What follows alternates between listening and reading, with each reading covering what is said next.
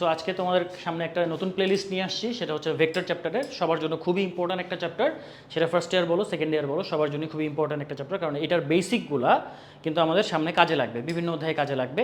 যেমন ফার্স্ট পেপারের কথা যদি বলি, তাহলে এরপরে গতিবিদ্যা অধ্যায় আছে ভেক্টরের পরে, এরপর হচ্ছে নিউটনের বলবিদ্যা আছে, কাজ শক্তি ক্ষমতা আছে, মহাকর্ষ বিকর্ষ আছে। দ্বিতীয় পত্রের কথা যদি বলি, তাহলে এখানে স্ট্যাটিক ইলেকট্রিসিটি মানে স্থির তড়িৎ আছে, এরপর হচ্ছে ম্যাগনেটিজম আছে। তো সব জায়গায় গিয়ে আলটিমেটলি এই ভেক্টরের কনসেপ্টটা আমাদের কি লাগবে, কাজে লাগবে। সো ভেক্টরের কনসেপ্ট যদি ক্লিয়ার না থাকে, তাহলে কিন্তু আমরা বিপদে পড়বো, এটা অলরেডি তোমরা সবাই জানো। তো আমি তোমাদের কাছে একটা সুন্দর প্লেলিস্ট নিয়ে আসার চেষ্টা করতেছি, যে এখানে ভেক্টরের একদম বেসিক থেকে শুরু করে আপার লেভেলের সব ধরনের আলোচনা থাকবে, এইচএসসি থেকে অ্যাডমিশন পর্যন্ত সব কিছু আমরা এখানে আলোচনা করব। এবং সবচেয়ে ইম্পর্টেন্ট যে জিনিসটা আমাদের এই প্লেলিস্টগুলোতে থাকবে, সেটা হচ্ছে শাহজাহান তপন স্যারের বইয়ের প্রত্যেকটা ম্যাথ আমি তোমাদের এখানে সলভ করে দেবো, 1 নম্বর থেকে শুরু করে যত নম্বর পর্যন্ত আছে প্রত্যেকটা। কেন শাহজাহান তপন স্যারের বই, অনেকে কোশ্চেন করতে পারো। সেটা হচ্ছে এই বইয়ের মধ্যে টপিক ওয়াইজ অনুশীলনের মধ্যে অঙ্কগুলি ভাগ করা আছে, ঠিক আছে? তো এটা আমার কাছে খুব ভালো লাগে। ইভেন এখানে যতগুলো এমসিকিউ আছে সবগুলো আমি সলভ করে দেবো, শুধুমাত্র ভেক্টরের প্লেলিস্টে না, এরপরে আমি গতিবিদ্যার প্লেলিস্ট করবো, নিউটনের বলবিদ্যার প্লেলিস্ট করবো, মানে সবগুলি অধ্যায়েরই প্লেলিস্ট থাকবে। এবং প্রত্যেকটা প্লেলিস্টের মধ্যে আপনারা কিন্তু সবগুলি ম্যাথ পেয়ে যাবেন। সো গোছানো থাকবে পুরো সেট আপটা। আশা করি তোমাদের জন্য এই ভিডিও বা এই প্লেলিস্টগুলো খুব কাজে লাগবে। তারপরে যদি তোমাদের কোনো দাবি দাওয়া থাকে, কমেন্ট সেকশন তো সবসময় সবার জন্য ওপেন থাকবে, সেখানে গিয়ে তোমরা আমাদেরকে কিন্তু জানাতে পারো যে তোমাদের ডিজায়ারগুলো কী কী। তো আমরা ফিজিক্স ইনসেপশন থেকে নিয়ে আসছি হচ্ছে ভেক্টরের প্লেলিস্ট, সাথে আমাদের রেডিয়াসও থাকবে, রেডিয়াসও চ্যানেলেও কিন্তু এই ভিডিওগুলি যাবে। তো এখানে দেখেন ভেক্টর চ্যাপ্টারটা শুরু করার সময় আমি একটু দেখি যে ভেক্টরে আসলে আমরা কী কী টপিকগুলো পড়বো। টপিকগুলো আমি মেইন টপিকগুলো আলোচনা করে রাখতেছি। যেমন দেখেন এখানে হচ্ছে ভেক্টরের প্রকাশভঙ্গি, আগে একটা ভেক্টরকে কীভাবে প্রকাশ করতে হয় সেটা আমাকে আগে শিখতে হবে, সেটা আগে জানতে হবে। এক্সপ্রেশনটা কেমন, যারা ইংলিশ ভার্সন আছে তাদের জন্য বলতেছি, এক্সপ্রেশনটা ভেক্টরের প্রকাশভঙ্গি বা এক্সপ্রেশন কেমন হবে সেটা আমরা জানবো। এরপরে হচ্ছে বিভিন্ন ইম্পর্টেন্ট সংজ্ঞাগুলি, ডেফিনেশনগুলি আমাদেরকে জানতে হবে, কারণ এই ডেফিনেশনগুলি কিন্তু আমাদের ভেক্টরের কনসেপ্টের বেসিকটা করে দিবে। একদম কোর যে জিনিসগুলো, সেটা হচ্ছে কোথেকে আসবে, বিভিন্ন রকম ডেফিনেশন যেগুলো আসবে সেগুলো থেকে আমরা জানতে পারবো। এরপর আমরা জানবো হচ্ছে উপাংশ।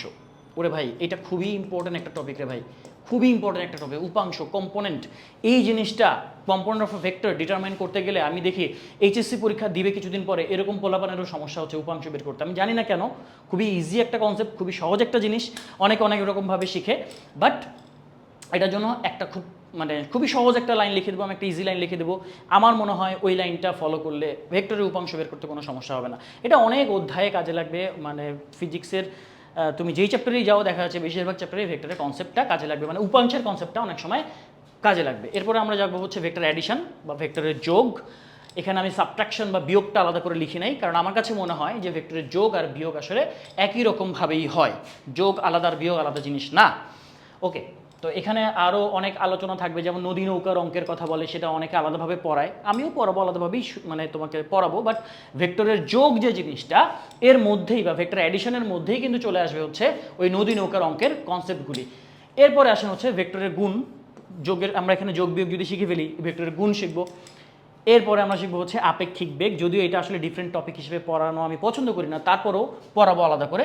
কারণ এই জিনিসটা আমি কেন বলতেছি, এটা আসলে ভেক্টরের যোগ বা বিয়োগের মধ্যেই আপেক্ষিক বেগের আলোচনাটা হয়ে যাবে। এরপরে আসে হচ্ছে ভেক্টর ক্যালকুলাস। এটা টোটালি একটা ডিফারেন্ট জনরার একটা জিনিস, টোটালি ডিফারেন্ট একটা পড়াশোনা। এটার জন্য তোমাদের হচ্ছে ম্যাথামেটিক্সের একটা কোর বেসিক লাগবে। আচ্ছা, আরেকটা কথা বলে রাখি, সেটা হচ্ছে ফিজিক্সে যদি তোমরা কেউ ভালো করতে চাও, তোমাকে কিন্তু অবশ্যই ম্যাথমেটিক্সে ভালো হইতে হবে। ম্যাথের বেসিক যাদের স্ট্রং, তাদের কিন্তু ফিজিক্সের বেসিকটাও স্ট্রং হয়ে থাকে সাধারণত। আর এটাও বলা হয়ে থাকে যে সায়েন্সের ভাষাটা, ল্যাঙ্গুয়েজটা হচ্ছে ম্যাথমেটিক্স। আমরা যখন কোনো কনসেপ্ট পড়বো, সেই কনসেপ্টের আমি বলবো 80% টু 90% হচ্ছে ম্যাথমেটিক্স থেকে আসবে, আর 10% হচ্ছে ফিজিক্সের কিছু ফিজিক্যাল ব্যাপার স্যাপার থেকে, কিছু কনসেপ্ট থেকে আসবে। সো আমাদের ম্যাথের বেসিক যদি স্ট্রং হয়ে থাকে, আমি তোমাদেরকে সাজেস্ট করবো যারা এখনও ম্যাথের বেসিকগুলো যাদের একটু দুর্বল আছে, সেগুলোকে আমি বলবো যে একটু ঝালাই করে নেওয়ার জন্য, কারণ ফিজিক্স পড়তে গেলে ম্যাথের কিন্তু খুবই গুরুত্বপূর্ণ কিছু জিনিসপত্র কাজে লাগবে। এই ভেক্টর ক্যালকুলাস যেমন, এটা ক্যালকুলাসটা আমাদের কাজে লাগবে, ডিফারেন্সিয়েশন, ভেক্টরের ডিফারেন্সিয়েশন এখানে আমাদের শিখতে হবে। সো এই হচ্ছে মোটামুটি একটা ওভারভিউ এই চ্যাপ্টারের। সো ভেক্টরের পরিচিতি পর্ব থেকে আমরা শুরু করব, মানে হচ্ছে প্রকাশভঙ্গি থেকে শুরু করব। সো অলরেডি আমরা সবাই মনে হয় জানি যে আসলে ভেক্টর জিনিসটা কি। যেটা বলা হয়ে থাকে যে ভেক্টর এমন একটা রাশি, যে রাশিটাকে প্রকাশ করার জন্য মান এবং দিক দুইটারই দরকার পড়ে। তাই না? মান এবং দিক দুটারই দরকার পড়ে। উদাহরণ হিসেবে যদি আমি বলি যে একটা ভেক্টরের একটা খুবই একটা ইম্পর্টেন্ট এক্সাম্পল, মানে ইম্পর্টেন্ট না, খুবই ইজি একটা এক্সাম্পল, যে একটা অবজেক্ট আছে, সেই অবজেক্টটাকে আমি ভাইয়া 10 নিউটন ফোর্স দিলাম, 10 নিউটন ফোর্স দিলাম। এখন অবজেক্টটা 10 নিউটন ফোর্স দেওয়ার ফলে অবজেক্টটা কোন দিকে যাবে? ফোর্স দিলে মুভমেন্ট যে হবে, গতিশীলতা যে পাবে, সেটার কোনো গ্যারান্টি নাই, বাট আমি যদি ধরেও নিই এটা গতিশীল হচ্ছে, তাহলে আসলে কোন দিকে গতিশীলটা হবে? 10 নিউটন ফোর্স দিলাম, 10 নিউটন ফোর্সটা দিয়েছি, বাট কোন দিকে দিয়েছি যদি না বলি, তাহলে কিন্তু আসলে কমপ্লিট হইল না ব্যাপারটা। তাহলে আমাকে বলতে হবে যে ভাইয়া আমি 10 নিউটন উপরের দিকে দিছি, তাহলে অবজেক্টটা উপরের দিকে যেতে পারে, বা আমি 10 নিউটন ডান দিকে দিয়েছি বা 10 নিউটন বাম দিকে দিয়েছি, তাহলে কোন দিকে আমি ফোর্সটা দিচ্ছি, this is very much important. তো সো এরকম অনেক রাশি আছে যে রাশিগুলোকে প্রকাশ করার জন্য আমাদের কি লাগে বলেন তো? দিক লাগে। সো এরকম আরও অনেক এক্সাম্পল আমরা সামনে দেখবো। সো ভেক্টরকে প্রকাশ করার জন্য এই যে ফার্স্টের টপিকটা আমরা পড়ব, প্রকাশভঙ্গিটা কেমন হতে পারে। Expression of a vector, expression of a vector, এক্সপ্রেশনটা কেমন হবে মানে হচ্ছে প্রকাশভঙ্গিটা কেমন হবে। দেখেন প্রকাশভঙ্গি বলতে আসলে কি বোঝায়, একটা ভেক্টরের পরিচিতিটা আসলে কীরকম হবে। দেখেন আপনি একটা মানুষ, ধরেন আপনার নাম হচ্ছে আপনার নাম কি, ধরেন যে আমার নাম দিয়েই বলি, আমার কথাই বলি যে আমি কৌশিক। তো এই যে কৌশিক নামের পৃথিবীতে আর কেউ নাই, কৌশিক নামে তো পৃথিবীতে আরও কিছু আছে, আরও অনেক মানুষ আছে, আরও কিছু না বস্তু না মানুষ আছে। তো স্পেসিফিকলি আমাকে কীভাবে চিনবা? এখন আমি নাম লিখে দিলাম যে ভাইয়া আমার নাম হচ্ছে কৌশিক, হ্যাঁ, এরকম আমার স্টুডেন্টও আছে একজন কৌশিক, তাহলে আমাকে চিনবা কীভাবে? তার সাথে যদি কৌশিক নামের সাথে আমি আমার ফটোটা লাগাই দিই, তাহলে তো হয়ে যায় যে না আমার একটা ছবি লাগাই দিছি, কৌশিক নামের সাথে আমার চেহারাটা লাগাই দিছি, তাহলে এইরকম চেহারার পৃথিবীতে আর মানুষ থাকার কথা না, একই নামের এবং একই চেহারা। তাহলে আমাকে কমপ্লিটলি এক্সপ্রেস করা হলো যে দিস ইজ দ্য পারসন। তাহলে আমাদের ভেক্টরকে এক্সপ্রেস করার জন্য, আমাদের ভেক্টরের জন্য আমাদের কী লাগবে? ভেক্টরের একটা নাম লাগবে, নাম লাগবে এবং তার একটা চেহারা লাগবে। নাম লাগবে আর কি লাগবে বলেন তো? চেহারা লাগবে। সো এরকম হচ্ছে আমাদের ভেক্টরের প্রকাশভঙ্গি হচ্ছে দুই রকম, আমরা দুইভাবে প্রকাশ করতে পারি। একটা হচ্ছে বাই লেটার, একটা হচ্ছে বাই ফিগার, বা এখানে আমরা বলবো হচ্ছে বাই রে, মানে রশ্মি চিহ্ন দিয়ে আমরা অক্ষর দ্বারা ভেক্টরকে প্রকাশ করতে পারি। কীভাবে প্রকাশ করতে পারি? অক্ষর দ্বারা প্রকাশ করতে পারি। আর এটা কীভাবে প্রকাশভঙ্গি আছে বলেন তো? রশ্মি চিহ্ন দ্বারা প্রকাশ করতে পারি। এই রশ্মি চিহ্নটা কি আসলে? তার চেহারা। রশ্মি চিহ্নটা হচ্ছে চেহারা। চলেন আমরা একটু সামনের দিকে আগাই, এখানে সামনের দিকে আগাই চলেন। এখানে আমরা অক্ষর দ্বারা প্রকাশ কিভাবে করব? প্রকাশভঙ্গি আমাদের অক্ষর দ্বারা কিভাবে হবে? অক্ষর দ্বারা প্রকাশভঙ্গিটা কেমন হবে খেয়াল করেন। দেখেন আমি বললাম যে ধরেন আমার কাছে একটা অবজেক্ট আছে, যে অবজেক্টটার ম্যাস হচ্ছে 10 কেজি। দেখেন তো যখন আমি বলতেছি হচ্ছে ম্যাস বা ভর 10 কেজি, তখন কিন্তু আমরা এখানে এটাকে এম দ্বারা এক্সপ্রেস করতেছি, এম দ্বারা এক্সপ্রেস করতেছি, তাই না? তো এটা আমাকে কি বোঝাচ্ছে? যে এটার মান কত? 10 কেজি। এটা একটা স্কেলার রাশি, কিন্তু এই এম দ্বারা বাই লেটার দ্বারা বাই অক্ষর দ্বারা আমরা এখানে প্রকাশ করলাম। যদি আমার বলা হয় যে একটা অবজেক্ট আছে, যে অবজেক্টটাকে আমি কি দিলাম? 10 নিউটন ফোর্স দিলাম। সো আমি একটু আগে কি বলছি যে একে যখন আমরা বলের কথা বলবো, মানে ভেক্টর রাশির কথা বলবো, বল এক ধরনের ভেক্টর, সেটা অলরেডি তোমরা হয়তো জানো। সো এই যে প্রকাশ করব, এর নামটা কী দিব? তোমরা সাধারণত কী লিখো যে ভাইয়া আমরা বল প্রয়োগ করেছি, তাহলে করেছি এফ ইজিক্যাল টু হচ্ছে 10 নিউটন। বাট এটা শুধুমাত্র আসলে বলের কোন জিনিসটা প্রকাশ করে? বলের হচ্ছে শুধুমাত্র মানটাকে প্রকাশ করে, যে ভাইয়া একে বল দেওয়া হয়েছে, ধরেন যে হচ্ছে এরকম 10 নিউটন ফোর্স প্রয়োগ করা হচ্ছে, 10 নিউটন বল দেওয়া হচ্ছে। এখানে আমি কি করছি দেখেন, একটা ফিগার দ্বারা বুঝাই দিচ্ছি যে কোন দিকে বলটা দেওয়া হয়েছে। কিন্তু যখন বাই লেটার এক্সপ্রেস করতে যাব, অক্ষর দ্বারা প্রকাশ করতে যাব, তখন এটার দিক প্রকাশের জন্য তাকে আমরা কি করব? এখানে একটা মাথার উপরে টান দিয়ে দিলে বোঝা যায় যে এটা আসলে স্কেলার রাশি না, এটা আসলে কি ভেক্টর রাশি। সো এরকম 5 রকম ফরম্যাট আছে। কয় রকম ফরম্যাট আছে? 5 রকম ফরম্যাট আছে, যেরকম 5 রকমভাবে ভেক্টরকে প্রকাশ করা যায়। যেমন আমরা যদি বলের কথা বলি, ফোর্সের কথা বলি, তাহলে আমরা কি করতে পারি যে এটা ফোর্স, এটা স্কেলার নাকি ভেক্টর, স্কেলার নাকি ভেক্টর, এটা বোঝার জন্য মাথার উপরে টান দিয়ে দেবো, তাহলে কি বোঝা যাবে? এটা একটা ভেক্টর রাশি। অথবা আমরা যদি এই এফ এর মাথার উপর একটা তীর চিহ্ন দিয়ে দিই, তাহলেও বোঝা যাবে এটা একটা কী রাশি? ভেক্টর রাশি। আরও ওয়ে আছে, এটা নিচে যদি টান দিয়ে দিই তাহলেও কিন্তু বোঝা যায় এটা একটা ভেক্টর রাশি। অথবা অনেকে ইটালিক ফর্মে লিখে, একটু বাঁকা করে লিখলেও এটাকে আমরা ধরে নিচ্ছি হচ্ছে ভেক্টর রাশি। অথবা যদি আমরা একটু মোটা করে লিখি, তাহলেও কিন্তু কি বোঝা যাচ্ছে? এটা হচ্ছে একটা ভেক্টর রাশি। তাহলে কয় রকম ফরম্যাট দেখলাম? 5 রকম ফরম্যাটে আমরা বাইলেটার প্রকাশ করতে পারি, বা অক্ষর দ্বারা প্রকাশ যখন কোনো একটা ভেক্টর রাশিকে করব তখন আমরা এরকম 5 রকমভাবে কি করতে পারি, প্রকাশ করতে পারি। তবে আমার কাছে সবচেয়ে কনভেনিয়েন্ট যে জিনিসটা লাগে, সবচেয়ে কনভেনিয়েন্ট হচ্ছে এই দুইটা। সবচেয়ে কনভেনিয়েন্ট হচ্ছে কোন দুইটা বলেন তো? এই দুইটাই আমি সাধারণত আমাদের বইগুলোতে আমরা দেখি যে এই দুই রকমভাবে প্রকাশ করা হয়। কেউ উপরে শুধু একটা টান দিয়ে দেয়, আর কেউ অথবা উপরে কেউ তীর চিহ্ন দিয়ে প্রকাশ করে থাকে। তাহলে এটা হচ্ছে বাইলেটারে প্রকাশ করা। আরেকটা কি বলতেছিলাম বলেন তো? আরেকটা প্রকাশভঙ্গি কীরকম? আরেকটা প্রকাশভঙ্গি আমি বলছি একটু আগে, সেটা হচ্ছে কীরকম বলেন? বাই রে বা রশ্মি চিহ্ন দ্বারা। কীরকমভাবে? রশ্মি চিহ্ন দ্বারা প্রকাশ করা যায়। রশ্মি চিহ্ন দ্বারা মানে এটা হচ্ছে ছবি, এটা হচ্ছে নাম, এটা হচ্ছে ছবি। তোমার আইডি কার্ডের মধ্যে কি থাকে? তোমার নাম থাকে, বাবার নাম থাকে, মায়ের নাম থাকে, ব্লাড গ্রুপ থাকে, প্লাস ছবি থাকে। তাহলে এটা হচ্ছে নাম কিভাবে লিখতে হবে, আর এটা হচ্ছে রশ্মি চিহ্ন বা ছবিটা কেমন হবে দেখতে এরকম। যে একটু আগে এক্সাম্পলটা দিলাম যে ভাইয়া এখানে একটা অবজেক্ট আছে, সেই অবজেক্টকে আমি ফোর্স প্রয়োগ করেছি। কোন দিকে প্রয়োগ করেছি? আমি যদি একটা তীর চিহ্ন দিয়ে প্রকাশ করি, এদিকে ফোর্স দেওয়া হয়েছে। ধরুন ভাই এখানে আমি 12 নিউটন ফোর্স দিয়েছি, তাহলে 12 নিউটন বল প্রয়োগ করা হয়েছে। বা এখানে যদি আমার ভাই একটা গাড়ি আছে, তাহলে গাড়িটা কোন দিকে যাচ্ছে? এই দিকে যাচ্ছে। কত বেগে যাচ্ছে ভাইয়া? 5 মিটার পার সেকেন্ড ভেলোসিটিতে যাচ্ছে। তাহলে এই যে তীর চিহ্নটা দ্বারা কি বোঝাচ্ছি? তীর চিহ্নটা হচ্ছে তার চেহারা, ভেক্টর রাশি। এই যে বেগ এখানে যে বোঝাচ্ছি, এটা যে একটা বেগ বা ভেলোসিটি, সেটা বোঝাচ্ছি আমি এই তীর চিহ্ন দিয়ে, যে গাড়িটা এই দিকে যাচ্ছে। সো এটা হচ্ছে তার চেহারা। তাহলে যে কোনো ভেক্টর রাশিকে আমরা কি দিয়ে প্রকাশ করতে পারি? নাম দিয়ে, বাই নেম প্রকাশ করতে পারি, বা বাই হচ্ছে লেটার দিয়ে আমরা এক্সপ্রেস করি। এই ভেক্টর যে এই জিনিসটা, সেটা বোঝানোর জন্য আমরা এভাবে ইউজ করব। 5 রকমভাবে ইউজ করা যায়, বেসিক্যালি 2 রকমভাবে আমরা ইউজ করি।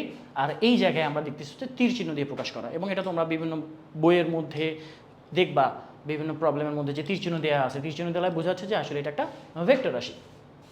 এইবার আসেন, এখানে আমি বললাম এই গাড়িটা 5 মিটার পার সেকেন্ড ভেলোসিটিতে যাচ্ছে। আরেকটা গাড়ি আছে, ধরেন যে পাশের রাস্তায় আরও একটা গাড়ি আছে, এই গাড়িটা যাচ্ছে হচ্ছে 10 মিটার পার সেকেন্ড ভেলোসিটিতে। গাড়িটা আসছে হচ্ছে 10 মিটার পার সেকেন্ড ভেলোসিটিতে। তো এখানে আমি একটা বেসিক ভুল করে ফেলছি, সেটা হচ্ছে 5 মিটার পার সেকেন্ড ভেলোসিটিকে আমি যেই রকম তীর চিহ্ন দিয়ে প্রকাশ করছি, 10 মিটার পার সেকেন্ড ভেলোসিটিকেও আমি একই রকম তীর চিহ্ন দিয়ে প্রকাশ করছি। সো দুইটার মাঝে আমি ডিফারেন্সিয়েট করবো কীভাবে? যে ভাই এটা 5 এটা 10, লেখা না থাকলে কেমনে বুঝবো যে এটা 5 এটা 10? এই জন্য আমাদের যেটা করতে হবে সেটা হচ্ছে, যখন আমরা এক্সপ্রেস করার সময় সবসময় চেষ্টা করতে হবে যে লেংথটাকে ওরকম রেশিওতে লেখার বা আকার, যে এটা যদি 5 মিটার পার সেকেন্ড হয়, ভাই 10 মিটার পার সেকেন্ড হলে তার কী হবে? ডাবল হবে। সো এখানে আপনারা পাশে একটা কথা লিখে রাখেন, সবাই পাশে একটা কথা লিখে রাখেন। যারা ক্লাস নোটটা তুলতেছো তারা একটু সুন্দর করে লিখে রাখো যে ভেক্টরের দৈর্ঘ্য না, এখানে লিখে হচ্ছে রশ্মি চিহ্নের দৈর্ঘ্য ভেক্টরের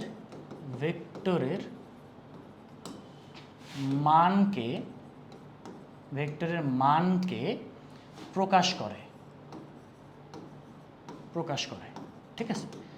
তার মানে আমার রশ্মি চিহ্নের দৈর্ঘ্য আসলে কি প্রকাশ করতেছে? ভেক্টরের মানকে প্রকাশ করতেছে। যেটা একটু আগে বললাম যে ভাই এখানে আমার কাছে একটা ফোর্স আছে, সেটা হচ্ছে 5 নিউটন ফোর্স। যদি আমি বলি ভাই 10 নিউটন, তাহলে কি করতে হবে? এটার অলমোস্ট ডাবল করে ড্র করতে হবে। যদি বলা হয় মানে এমন এক্স্যাক্টলি ডাবল করে আঁকতে হবে, নাহলে ভুল হবে তা কিন্তু না। এখানে কি করতে হবে? 5 নিউটন যদি এরকম হয়, তাহলে 10 নিউটনকে একটু ডাবল করে আঁকলাম। বোঝা গেছে? যে না ভাই আমার এখানে একটা অবজেক্ট আছে, এদিকে আমি ফোর্স দিয়েছি হচ্ছে 10 নিউটন। আচ্ছা, আমি এদিকে দিলাম হচ্ছে 12 নিউটন। তাহলে দেখা যাচ্ছে যে 10-এর চেয়ে 12টা একটু বড়। তাহলে বোঝা যাচ্ছে যে অবজেক্টটা আসলে কোন দিকে যেতে পারে, 10-এর দিকে যাবে নাকি 12-এর দিকে যাবে। বোঝাই যাচ্ছে 12-এর দিকে যাবে। সো এটা যে একটু বড় ফোর্স, এটা বোঝানোর জন্য এটাকে একটু 10-এর চেয়ে বড় করে ড্র করা, আর নাথিং এলস। ঠিক আছে? সো আমাদের ভেক্টরকে প্রকাশ করার জন্য প্রকাশভঙ্গি আমরা 2 রকম দেখলাম। একটা হচ্ছে যেরকম 5 রকমভাবে বাই নেম বা বাই লেটার আমরা এক্সপ্রেস করবো, অক্ষর দ্বারা প্রকাশ করব। আর রশ্মি চিহ্ন দ্বারা প্রকাশ করার জন্য এই যে আমাদের রশ্মি চিহ্ন দ্বারা আমরা প্রকাশ করতেছি কোন দিকে যাচ্ছে, দিকটা বোঝানোর জন্য আমরা কি ইউজ করতেছি? রশ্মি চিহ্ন ইউজ করতেছি। এই হচ্ছে আমাদের ভেক্টরের প্রকাশভঙ্গি। আচ্ছা, তাহলে আমাদের ফার্স্ট টপিকটা ডান, ভেক্টরের প্রকাশভঙ্গি ডান। এখন আমরা যাবো হচ্ছে সেকেন্ড টপিকটা হচ্ছে কি? বিভিন্ন রকমের সংজ্ঞা, বিভিন্ন রকমের ডেফিনেশন বা সংজ্ঞা। তাহলে এই ডেফিনেশনগুলো কীভাবে দেওয়া যায়, আমরা হচ্ছে 2 নম্বর টপিকে যাব। সেটা হচ্ছে সংজ্ঞা, সংজ্ঞা বা ডেফিনেশন, ঠিক আছে, সংজ্ঞা বা ডেফিনেশন। এই সো 1 নাম্বার দিয়ে শুরু করতেছি। আমি হচ্ছে তোমাদের অনেক রকমের ভেক্টর আছে, পরীক্ষায় অনেক রকমের ভেক্টর আছে, মানে পরীক্ষায় না সরি, বইয়ের মধ্যে অনেক রকমের ভেক্টর আছে, অনেক ধরনের ডেফিনেশন আছে। আমরা খুব বেশি জরুরি যেগুলো পরীক্ষায় আসবে এবং যেগুলো না জানলেই না, যেগুলোর জন্য আমাদের যে কনসেপ্টগুলো আমাদের দরকার, সেইগুলো নিয়ে আমি আজকে বেশিরভাগ ক্ষেত্রে কথা বলবো, ঠিক আছে। তোমাদের একটা দায়িত্ব দিয়ে রাখি, সেটা হচ্ছে যে আমি সবগুলা বলতে গেলে আসলে মানে সবগুলো ইম্পর্ট্যান্টও না এবং সবগুলো বলতে গেলে সময়ও নষ্ট হবে, যার কারণে আমি তোমাদেরকে বলবো তোমরা একটু বইটা খুলে একটু উল্টে পাল্টে একটু দেখবা যে কী কী লেখা আছে। বই না খুললে কিন্তু হবে না, শুধু ভাইয়া এই যে ভিডিও দেখতেছি, ক্লাস করতেছি, বিভিন্ন জায়গায় যাচ্ছি, তাহলেই মনে হয় আমার হয়ে যাচ্ছে, তা কিন্তু না। তোমাকে নিজে থেকেও নিজের এফোর্টটাও লাগবে কিন্তু, হ্যাঁ, নিজেকেও পড়তে হবে, বইটা খুলে দেখতে হবে বইয়ের মধ্যে কোথায় কি লেখা আছে। সব টিচার বা আমরা সব কিছু তোমাকে বলে দিতে হয়তো পারবো না, আমরা চেষ্টা করি আমাদের পক্ষ থেকে, এবং সময় যেহেতু স্বল্পতা থাকে যার কারণে আমরা সব কিছু দেখাতে পারি না। তারপর আমি এখানে দেখাচ্ছি, দেখেন এখানে প্রথমে আমরা দেখবো হচ্ছে এটাকে আমরা বলবো হচ্ছে সমান ভেক্টর। প্রথমে আমরা দেখবো হচ্ছে সমান ভেক্টর, মানে হচ্ছে ইকুয়াল ভেক্টর। যারা ইংলিশ ভার্সন আছো তারা দেখতে পারো, তাদের জন্য আমি আলাদা করে এই ইংলিশটা একটু লিখে দিচ্ছি। ইকুয়াল ভেক্টর, সমান ভেক্টর বা ইকুয়াল ভেক্টর কাকে বলে? হ্যাঁ, এখানে আমি একটু ডেফিনেশন বইয়ের মধ্যে লেখা আছে, তারপরেও বলে দিচ্ছি। সেটা হচ্ছে যে দুইটা ভেক্টরের মান ও দিক যখন একই হবে তখন তাদেরকে আমরা সমান ভেক্টর বলে থাকি। কি বলে থাকি? দুটি ভেক্টরের মান ও দিক যখন একই রকম হবে, দুটি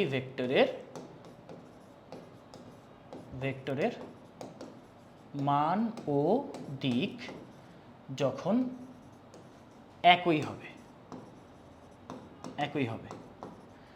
when two vectors are equal in magnitude and direction same, magnitude and direction যখন দুটা ভেক্টরের ইকুয়াল হবে বা সমান হবে তখন তাদেরকে আমরা ইকুয়াল ভেক্টর বলে থাকবো।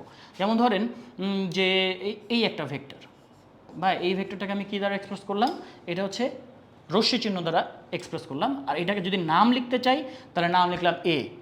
কমপ্লিট হয়েছে? কমপ্লিট কিন্তু হয় না। কী করতে হবে বলেন তো? এইটা হচ্ছে ভেক্টর সাইন, এইটা না দিলে কিন্তু ভুল হবে, এটা না দিলে কিন্তু ভুল হবে, তাহলে ভেক্টর সাইন দিয়ে নিতে হবে। এবার আমি আরেকটা ভেক্টর ড্র করলাম, যেটা হচ্ছে ভেক্টরকে বললাম হচ্ছে বি ভেক্টর। আবার এই যে ভেক্টর সাইন দিয়ে নিলাম। তাহলে দেখেন দুইটা ভেক্টর ইকুয়াল ইন ম্যাগনিটিউড বা মানে দুইটা সমান। কীভাবে বুঝতেছি? দেখেন দুইটা লেংথ সমান, একটু আগেই বলছি না যে দৈর্ঘ্য সমান সমান হইলে সমান হবে, বা যদি দৈর্ঘ্য একটা 10 হয় একটা 5 হয় তাহলে একটার অর্ধেক হবে, কিন্তু এখানে আমরা দেখতেছি কি দুইটা অলমোস্ট একই রকম। সো এবং আরেকটা জিনিস দেখেন, মানে সমান মানে হচ্ছে তাদের দৈর্ঘ্য সমান হয়েছে, এবং দিক যখন একই হবে, দিক একই মানে হচ্ছে দুইজন একই ডিরেকশনে কাজ করতেছে। হ্যাঁ, এই ডিরেকশন যদি সেম হয় তাহলে আমরা বলতে পারবো যে এ আর বি হচ্ছে ইকুয়াল ভেক্টর। সো আমরা বলবো হচ্ছে এ ইজ ইকুয়াল টু হচ্ছে B vector. A is equal to আমরা কী বলবো? বি ভেক্টর বলবো। এবং এখানে একটা কথা লিখে রাখেন যে দুটি সমান ভেক্টরের মাঝে, দুটি সমান ভেক্টরের মধ্যবর্তী কোণ, এগুলো সব অনেক সময় এমসিকিউতে আমাদের কাজে লাগবে, 0 ডিগ্রি হয়। দুটি সমান ভেক্টরের মধ্যবর্তী কোণ কত হয়? 0 ডিগ্রি হয়। কারণ অনেকে কোশ্চেন করে থাকে, ভাইয়া দুটো সমান ভেক্টর এরা কি একই লাইনে কাজ করতে পারবে? যে ভাইয়া এটা একটা ভেক্টর আরেকটা ভেক্টর হচ্ছে, ধরেন ভাইয়া এইটা আরেকটা ভেক্টর, দুইটা কি একটা আরেকটার উপরে থাকতে পারবে? উত্তর হচ্ছে হ্যাঁ, একটা আরেকটার উপরে থাকতে পারবে, একটা আরেকটার উপরে থাকতে পারবে। ভাইয়া দুইটা কি পাশাপাশি থাকতে পারবে, সামনাসামনি থাকতে পারবে? যে ভাইয়া এখানে একটা ভেক্টর আছে, এখানে একটা ভেক্টর আছে, এখানে একটা ভেক্টর আছে একই লেংথের, এটাও এ ভেক্টর, এটা বি ভেক্টর, এটা সি ভেক্টর, তিনটা কি সমান ভেক্টর? অবশ্যই তিনটা সমান vector. A is equal to B is equal to C vector আমরা বলতে পারবো তিনটা সমান, কারণ কি তিনটার দৈর্ঘ্য সমান, মানে তারা মানে সমান, এবং তিনটা একই দিকে কাজ করতেছে, এবং তারা প্যারালাল হলেও হবে।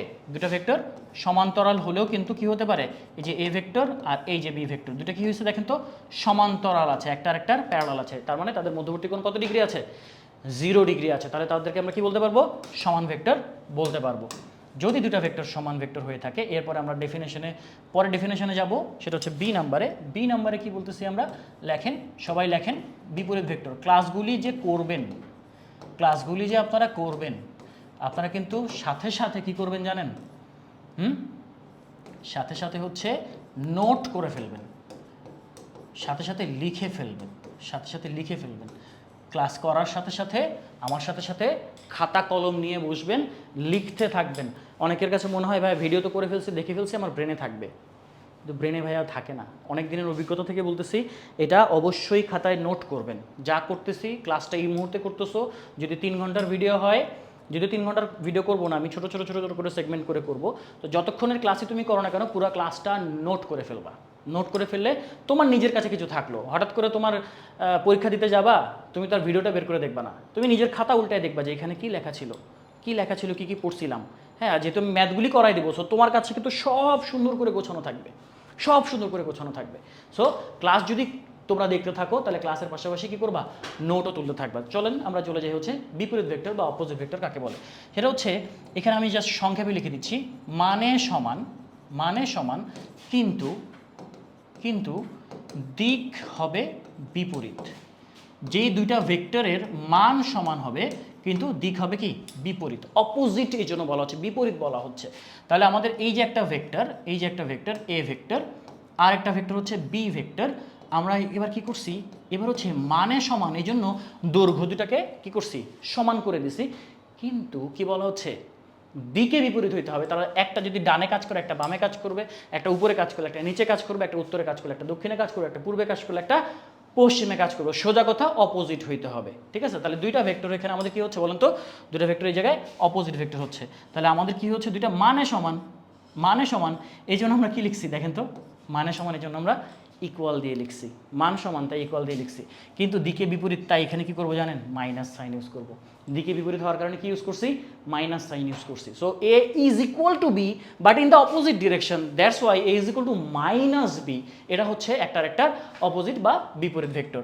এবং দুটি বিপরীত ভেক্টরের মধ্যবর্তী কোণ কত হবে, দুটি বিপরীত ভেক্টর এর মধ্যবর্তী কোণ কত হবে, আপনারা ধরতেই পারতেছেন কত হবে, মধ্যবর্তী কোণ হচ্ছে 180 ডিগ্রি হবে, 180 ডিগ্রি হবে, ঠিক আছে। যে ভাইয়া আমার একটা ভেক্টর এই যে এ, আরেকটা ভেক্টর হচ্ছে এই যে বি, তাহলে তাদের মধ্যবর্তী কোণ কত দাঁড়ালো 180 ডিগ্রি দাঁড়ালো, দুইটা বিপরীত ভেক্টর, ঠিক আছে। এগুলো অনেক সময় এমসিকিউতে আসে, ছোটোখাটো এমসিকিউতে, দুটো ভেক্টরের বিপরীত ভেক্টরের মধ্যবর্তী কোণ কত হবে, 180 ডিগ্রি হবে। অথবা এরকম কোশ্চেন আসতে পারে, দেখেন এখান থেকে আমরা কিন্তু একটা জিনিস লিখতে পারি, যে A plus B is equal to 0, খেয়াল করছেন, লেখা যায় না, A equal to minus B হলে কি লেখা যায়, A plus B equal to 0 লেখা যায়। এটা থেকে অনেক সময় এমসিকিউ এরকম আসতে পারে যে ভাইয়া কোশ্চেন হচ্ছে এ প্লাস বি যদি 0 হয়, যদি A plus B is equal to 0 হয়, তবে এ আর বি এর মধ্যবর্তী কোণ কত হবে। দেখেন এই যে মাঝখানে যে সাইনটা দিছি, এটা এভাবে কি বোঝায়, এভাবে যে দুইটা ভেক্টরের মধ্যবর্তী কোণ কত, এটা জানতে চাচ্ছে যে এ ও বি এর মধ্যবর্তী কোণ কত। এমসিকিউতে এরকম দিয়ে দিল যে এ প্লাস বি যদি 0 হয়, তাহলে এ ও বি এর মধ্যবর্তী কোণ কত, আপনি কি বলবেন, বোঝাই যাচ্ছে এ প্লাস বি 0 মানে কি, A is equal to minus B, তার মানে তারা কি বিপরীত ভেক্টর, বিপরীত ভেক্টরের মধ্যবর্তী কোণ কত হয়, 180 ডিগ্রি, আনসার হবে কি 180 ডিগ্রি। তো ছোটো ছোটো জিনিসগুলো কিন্তু আমাদের কাজে লাগবে, এগুলো কিন্তু মাথায় রাখবেন। তাহলে এ প্লাস বি 0 হলে মানে তারা পরস্পর বিপরীত ভেক্টর, তাদের মধ্যবর্তী কোণ কত হবে, 180 ডিগ্রি হবে। চলেন আমরা হচ্ছে পরের সংজ্ঞায় যাই। 3 নম্বর লেখেন শূন্য ভেক্টর, এটা একটা নাম হচ্ছে নাল ভেক্টর, ইংলিশেও এটাকে কি বলে, নাল ভেক্টর বলে, ইংলিশেও কি বলে, নাল বা শূন্য ভেক্টর বলে। নাল ভেক্টর বা শূন্য ভেক্টর কাকে বলে সেটা আমরা সংজ্ঞায় যদি যাই, তাহলে সংজ্ঞা হচ্ছে এরকম যে ভেক্টরের মান শূন্য, যে ভেক্টরের মান শূন্য, কমা, তাকে নাল বা শূন্য ভেক্টর বলা হয়, নাল ভেক্টর বলা হয়।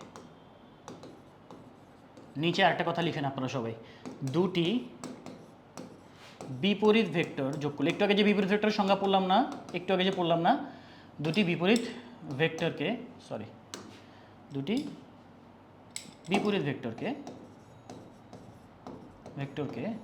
যোগ করলে একটি নাল ভেক্টর পাওয়া যায়।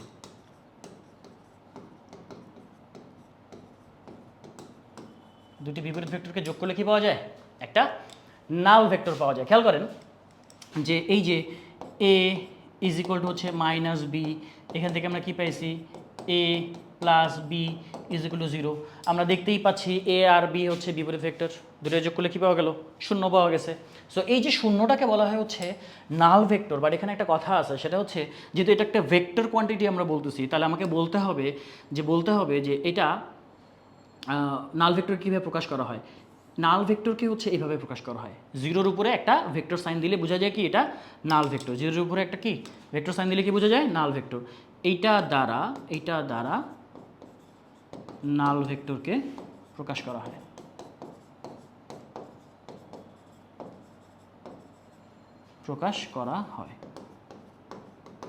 সো আমরা এখানে একটা ভেক্টর সাইন দিলেই কি বোঝা যাচ্ছে যে এটা আসলে একটা নাল ভেক্টর। এ আর বি পরস্পরের বিপরীত ভেক্টর, সো দুইটাকে যোগ করলে আমরা কি পাইলাম, একটা নাল ভেক্টর পাইলাম। তাহলে 0 দ্বারা নাল ভেক্টরকে প্রকাশ করা হয় এবং এটি একটি বিন্দুকে নির্দেশ করে। কাকে নির্দেশ করে, একটি বিন্দুকে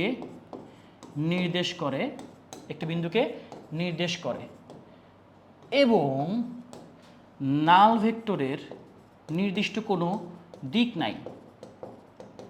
নির্দিষ্ট কোনো কি নাই বলেন তো, কোনো দিক নাই।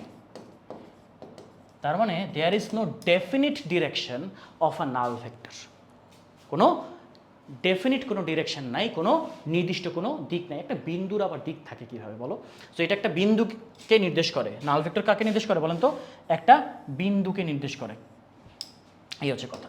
তাহলে এতক্ষণ ধরে দেখেন এটার কোনো দিক নাই, এটার মান শূন্য, তাহলে এটার দরকারটা কী ছিল, নাল ভেক্টর দিয়ে আমি কি করব আসলে, নাল ভেক্টরের আসলে দরকারটা কী ছিল। দেখেন একটা জিনিস চিন্তা করেন যে আমি দুইটা গাছের ছবি আঁকবো, হ্যাঁ দুইটা গাছের ছবি আঁকবো। আমার কাছে এই এক্সাম্পলটা খুব মজা লাগে বলতে। দুটো একই রকমের গাছ, ঠিক আছে। সো এই যে দুইটা গাছ, এটা ধরো এ গাছ, এটার নাম দিলাম বি। এই গাছটাকে এই পাশে একটা মানুষ ধরে টানতেছে 10 নিউটন ফোর্স দিয়ে, দড়ি বেঁধে আরেকজন অপোজিটে টানতেছে 10 নিউটন বল দিয়ে। আর এই গাছে কেউ টানাটানি করতেছে না। দেখেন আমাকে যদি কেউ জিজ্ঞেস করে এ গাছে মোট বল কত, এফ নেট কত, নেট ফোর্স কত, আপনি কি বলবেন 0, কারণ কেউ তো টানাটানি করতেছে না। আবার এখানে চিন্তা করেন এই গাছের কথাও যদি বলি এফ নেট, এটাও কত বলবেন আপনি, 0 বলবেন। কারণ ডান দিকে 10 নিউটন, বাম দিকে 10 নিউটন, গাছটা কোনো দিকেই নড়াচড়া করবে না, গাছটা ওই জায়গায় থাকবে। এমন হইতে পারে ভাই 10 নিউটন ফোর্স দিয়ে তো আসলে একটা গাছকে আপনি নড়ায় ফেলবেন, কেমনে পারবেন। বাট চিন্তা করেন দুইটা ভেক্টর কাজ করতেছে। এ গাছে কোনো ভেক্টর কাজ করতেছে না, বি গাছে দুইটা ভেক্টর কাজ করতেছে, কিন্তু আমরা খেয়াল করে দেখতে পাচ্ছি দুইটা গাছের উপরেই নেট ফোর্স কত, 0। তার মানে এখানে অবশ্যই একটা ব্যাপার আছে। নেট ফোর্স 0 হলেও এখানে দুইটা ভেক্টরের কাটাকাটিতে 0 হয়েছে, আর এখানে কেউ নাই দেখে 0 হয়েছে। কথা কি বোঝা গেছে? তাহলে এখানে আমাদের এই এফ নেট আমরা যদি বলি ভেক্টর হিসেবে এক্সপ্রেস করি, তাহলে আমরা বলবো যে এখানে একটা নাল ভেক্টর কাজ করতেছে। এই গাছের উপরে নাল ভেক্টর আছে, এই গাছের উপরে কিছু নাই। তাহলে এখানে নাল ভেক্টরের অস্তিত্ব আছে, এখানে নাল ভেক্টরের অস্তিত্ব নাই। এখানে দুইটা ভেক্টর বিপরীত ভেক্টর, যার কারণে নাল ভেক্টর হয়েছে। এখানে কেউ নাই, তাই এখানে 0 বা 0 ভেক্টর আছে। কথা কি বোঝা গেছে? এই হচ্ছে আমাদের নাল ভেক্টরের নেসেসিটি। আমরা চলে যাব হচ্ছে পরের ডেফিনেশন। এটা আজকের লাস্ট ডেফিনেশন, এটা 4 নাম্বার, ডি নাম্বার অ্যাকচুয়ালি, আগেরটা ছিল সি, এটা হচ্ছে ডি নাম্বার। এটা আজকের লাস্ট এবং this is the most important definition for vector. কোনো একটা ভেক্টরকে প্রকাশ করতে হইলে আপনাকে একক ভেক্টর জানতে হবে। এটা হচ্ছে আমরা এখন পড়বো হচ্ছে একক ভেক্টর। এখন কি পড়বো? একক ভেক্টর বা এটাকে বলা হচ্ছে ইউনিট ভেক্টর।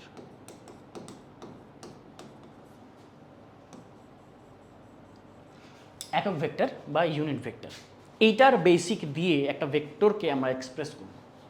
এই নাল ভেক্টরের ডেফিনেশন শিখলে আমরা একটা ভেক্টরকে এক্সপ্রেস করতে শিখে যাব। দেখেন আমরা যদি বলি একক ভেক্টর কাকে বলে, একটু আগে নাল ভেক্টরকে বলছি যে ভেক্টরের মান 0, আর একক ভেক্টরকে বলবো যে ভেক্টরের মান 1 একক। যে ভেক্টরের মান 1 একক তাকে একক ভেক্টর বলে। এখানে কিছু ইস্যুস আছে, এগুলো আমরা ধীরে ধীরে জানবো। দেখেন পরের লাইনটাই আপনারা লিখবেন, যে ভেক্টরের মান এক একক তাকে আমরা একক ভেক্টর বলতেছি। নিচে লিখবেন কোনো ভেক্টরকে, এটা হচ্ছে ইম্পর্টেন্ট লাইন, কোনো ভেক্টরকে তার মান দ্বারা ভাগ করলে ওই ভেক্টরের দিকে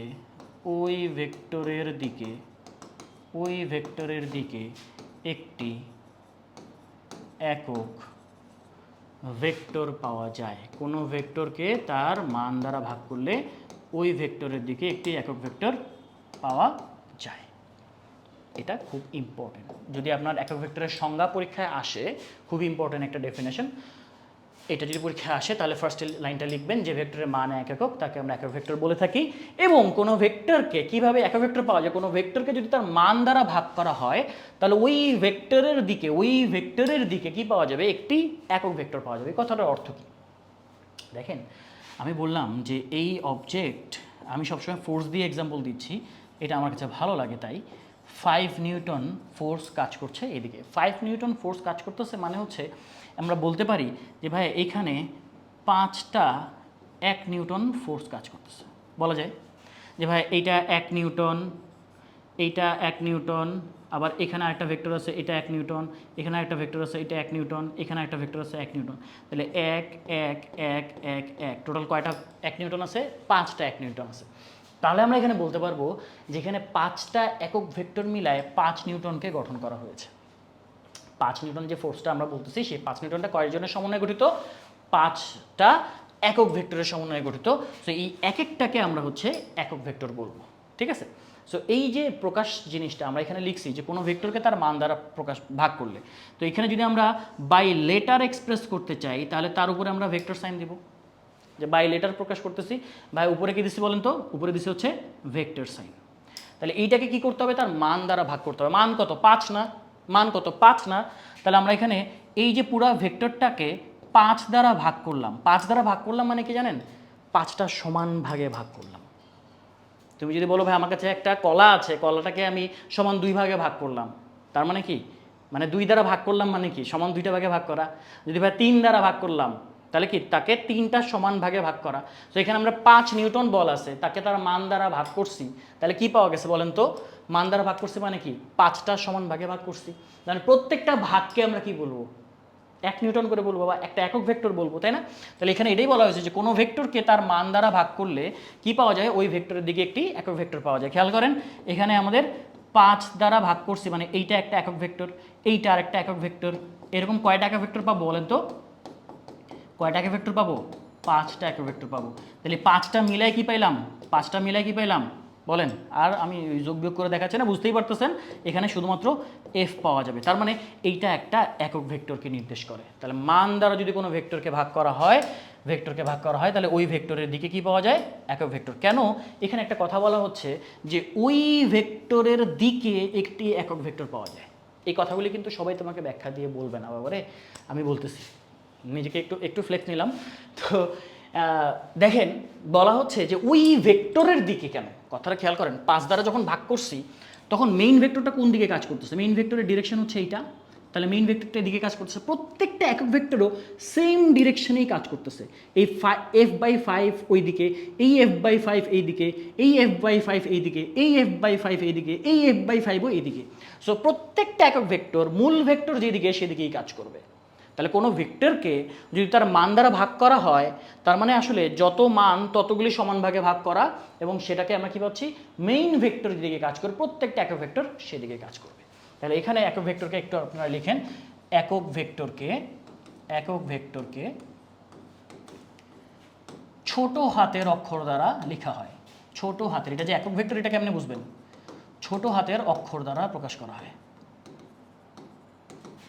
ছোট হাতের অক্ষর দ্বারা প্রকাশ করা হয়। ছোট হাতের অক্ষর দ্বারা প্রকাশ করা হয়। যেমন আমরা যদি বলি এই যে f একটা একক ভেক্টর, মানে f/5 একটা একক ভেক্টর, তাহলে আমরা এই একক ভেক্টরটাকে লিখব হচ্ছে এইভাবে, এবং এখানে লিখব হচ্ছে উপরে f, নিচে হচ্ছে 5। যেহেতু মান তার 5 তাই 5 লিখলাম। যে তার মান 5 তাই 5 দিলাম। এইটা যে একটা একক ভেক্টর f/5 যে একক ভেক্টর তার পরিচয় কি, তার চেহারাটা কি, স্মল f দিতে হবে এবং তার মাথায় একটা টুপি দিতে হবে বা একটা ক্যাপ দিতে হবে। এটা হচ্ছে তার একক ভেক্টর যে সে তার পরিচয়। যেমন f হচ্ছে মূল ভেক্টর, তার দিকে একক ভেক্টরটাকে, তার দিকে এক ভেক্টর হচ্ছে স্মল f, উপরে হ্যাট বা একটা ক্যাপ দিতে হবে। তাহলে এটা হচ্ছে মূল ভেক্টর আর এটা হচ্ছে একক ভেক্টর। ঠিক আছে, এখানে আমরা যে মানের কথাটা বলছি 5 সবসময় যে মান 5 হবে তা না, তো বিভিন্ন রকম মান হতে পারে। এই জন্য আমরা এখানে লিখি এইভাবে যে f ডিভাইডেড বাই f ভেক্টরের মান, কোন ভেক্টরের